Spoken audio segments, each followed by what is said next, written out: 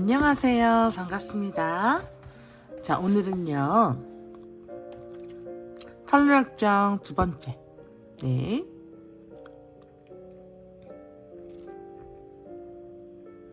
다음 34쪽부터 읽어볼게요. 함께 가자는 말에 귀 기울여져서 얼마나 예쁜지 모르겠어요. 크리스천이 말했다. 옹고집시가 그렇게 허겁지겁 멸망의 도시로 돌아가는 걸 보고 정말 놀랐어요. 눈에 보이지 않는 존재의 세력과 그 두려움을 나만큼 절감씩 했더라면 동행하자는 요청을 끝내 뿌리치진 못했을 거예요. 자, 크리스천 씨, 이제 우리 둘뿐이니 좀 더 자세히 말씀해 보십시오. 지금 가는 곳에 도착하면 얼마나 멋진 일들이 기다리고 있을까요? 마음에 담고 있는 걸 말로 다 표현할 수 없는 게 안타까울 따름입니다. 크리스천이 말했다. 하지만 그토록 궁금해하시니 이 책이 설명하는 내용을 조금 읽어드리죠.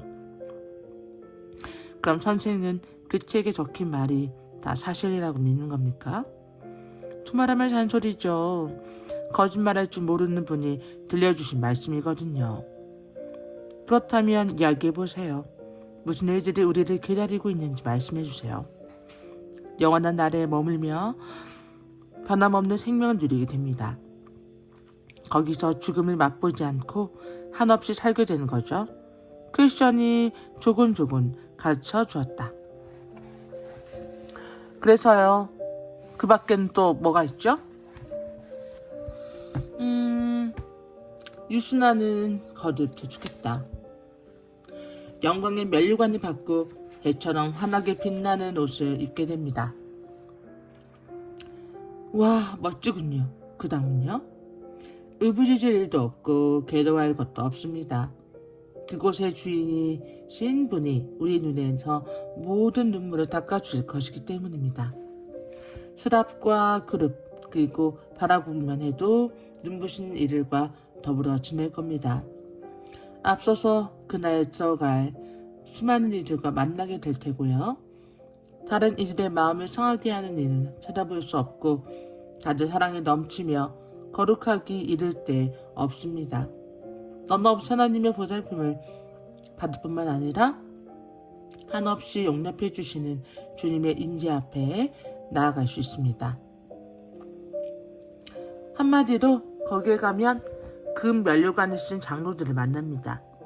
황금 앞불을 타는 청녀들도 볼 수 있습니다. 그곳의 주인이신 분을 사랑하는 마음으로 회장의 손에 붙들려 갈갈이 찢기고 불에 타 숨지고 짐승의 먹잇감이 되고 바다에 수장되는 등 온갖 고난을 당한 이들과 대면하게 됩니다. 거기에 사는 이들은 너나 없이 영원한 생명을 외투처럼 덧입고 있습니다. 듣고 있으니 가슴이 뜁니다. 그런데 이처럼 엄청난 축복을 정말 누구나 누릴 수 있을까요? 그럴 만한 자격을 갖추려면 무슨 일을 해야 할까요? 그곳을 다스리는 주님은 이 책에다 누구든지 진심으로 그 선물을 받고 싶어하면 아무 조건 없이 거저 주시겠다고 적어 놓으셨어요. 이런 얘기를 들을 수 있어서 얼마나 기쁜지 모르겠습니다. 자, 서두릅시다. 유순아는 재촉했다. 등에 짊어진 짐 때문에 마음만큼 빨리 걷기가 어렵군요. 크리스천이 대꾸했다. 꿈에서 보니 대화를 마무리 지을 때쯤 두 나그네는 계곡 한복판에 자리 잡은 진흙 수렁 어간에 다가서고 있었다. 아무 생각 없이 걷고 있던 크리스천과 유순아는 순식간에 늪에 빠져들고 말았다. 구렁텅이의 이름은 낙담이었다. 진창에서 허우적거리느라 둘은 머리끝까지 진흙을 뒤집어 썼다. 크리스천은 등짐의 무게가 온몸을 찍어 부르는 바람에 차츰 바닥으로 가라앉기 시작했다. 크리스천 씨, 이제 어떡하죠? 유순아는 다급하게 물었다. 솔직히 나도 잘 모르겠어요. 크리스천의 대답에 분통이 터진 유순아는 노기가 어린 목소리로 쏘아붙였다. 같이 걸어온 내내 얘기했던 행복한 삶이라는 게 고작 이꼴이란 말이요. 길을 떠나자마자 이처럼 험악한 사태에 맞닥뜨린다면 남은 여정이나 목적지에서 겪게 될 일을 더 말해 무엇하겠소? 살아서 이 늪을 빠져나가거든 그 멋지다는 나라에는 댁 혼자 가시구려.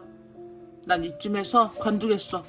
그러곤 몇 차례 젖먹던 힘까지 다해 발버둥을 친 끝에 간신히 진창에서 벗어나 멸망의 도시 쪽 기슭에 닿았다. 무트로 올라간 유순아는 뒤도 돌아보지 않고 사라져버렸으며 다시는 크리스천 앞에 모습을 드러내지 않았다. 크리스천 낙담의 늪에 홀로 남아 허우적거렸다.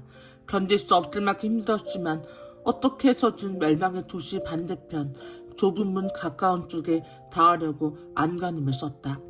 우여곡절 끝에 수렁 한쪽 가장자리까지 닿지만 등에 맨 진보다리가 너무 무거워서 아무리 애를 써도 맨 땅을 짚고 설 수가 없었다. 그때 어디선가 헬프라는 사나이가 나타나서 물었다. 여기서 뭘 하고 계십니까? 선생님, 전도자라는 분이 이 길로 쭉 가라고 해서 따랐는데 이시흥이군요. 좁은 물로 들어가야 한다고도 했어요. 그래야 장차 다가올 진노의 불길을 피할 수 있다고요. 그분이 가르쳐주는 대로 곧장 가다가 여기에 이렇게 빠진 거죠. 어딘가에 발판이 있을 텐데 좀 찾아보시자 그랬어요. 헬프는 안타까워했다. 너무나 겁이 나서 엉뚱한 데를 딛다 보니 이렇게 늪속으로 깊이 가라앉게 됐답니다. 손을 이쪽으로 뻗으세요. 헬프가 말했다. 그러고 스위천이 내미는 손을 꽉 붙잡고 끌어내서 단단한 땅에 세우더니 부디 조심해서 가던 길을 가라고 했다. 크리스천은 수렁에서 건져준 사나이에게 다가가서 물어봤다. 선생님, 이 늪은 멸망의 도시와 좁은 문 사이로 가로지르고 있습니다. 누구라도 나서서 이 구렁텅이를 메워버리면 나그네들이 안전하게 오갈 수 있을 텐데 어째서 그냥 버려주는 거죠? 이 늪은 묻어버릴 수도 달리 손을 볼 수도 없답니다. 헬프가 대답했다. 여기는 죄의식에서 비롯된 온갖 거품과 찌꺼기들이 밀려드는 바닥 중의 바닥이거든요. 그래서 낙담의 늪이라고 부르는 겁니다. 죄인이 스스로 자신의 절망적인 형편을 깨닫는 순간 심령에서 솟구친 해이와 두려움, 맥빠지게 만드는 걱정, 근심 따위가 갖가지 끔찍한 괴로운 생각들과 함께 뒤엉켜 이 늪에 고입니다. 이 구덩이의 바닥이 그렇게 엉망진창인 까닭이 거기에 있습니다. 이곳이 그처럼 형편없는 상태로 남아있는 걸 임금님은 아주 불쾌하십니다. 그래서 지난 1600년 동안 수많은 일꾼들이 왕실의 측량사들의 제의를 받아가며 고쳐보려고 최선을 다했습니다. 내가 알기로는 왕국 구석구석에서 실어다가 늪에 쏟아본 유익한 가르침만 해도 2만 수레분량은 좋게 넘을 겁니다. 구렁텅이를 흠보기 위해서 그처럼 최고급 자재를 한없이 쏟아부었는데도 여전히 낙담 그대로입니다. 임금님의 신하들이 나서서 수렁을 가로질러 튼튼한 디딤돌을 놓았지만 날씨가 나쁜 데다가 늪에서 떠오르는 잡다한 쓰레기들 탓에 눈에 잘 띄지 않는 게 문제입니다. 설령 일기가 쾌청해서 발판들이 또렷이 보인다 하더라도 당황하거나 불안해하다가 밭을 헛디고 더러운 물에 풍덩 빠지는 일들이 수두룩합니다. 그래도 한 가지만큼은 분명합니다. 일단 좁은 문을 지나고 나면 길이 아주 반듯해진다는 사실입니다. 와, 여기까지 읽었는데요. 이제는 그 크리스천과 온순한이 이렇게 가다가 낙담의 늪에 빠지게 되지만 낙담의 늪에 빠졌고 나서 그걸 견디지 못한 온순한은 기어코 빠져나가서 다시 멸망의 땅으로 가게 되고요. 힘들게 어렵게 낙담의 늪에서 빠져있던 크리스천에게 헬퍼가 나타나서 이 낙담의 늪에서 구해냅니다. 그리고 크리스천은 다시 좁은 문으로 가게 되죠.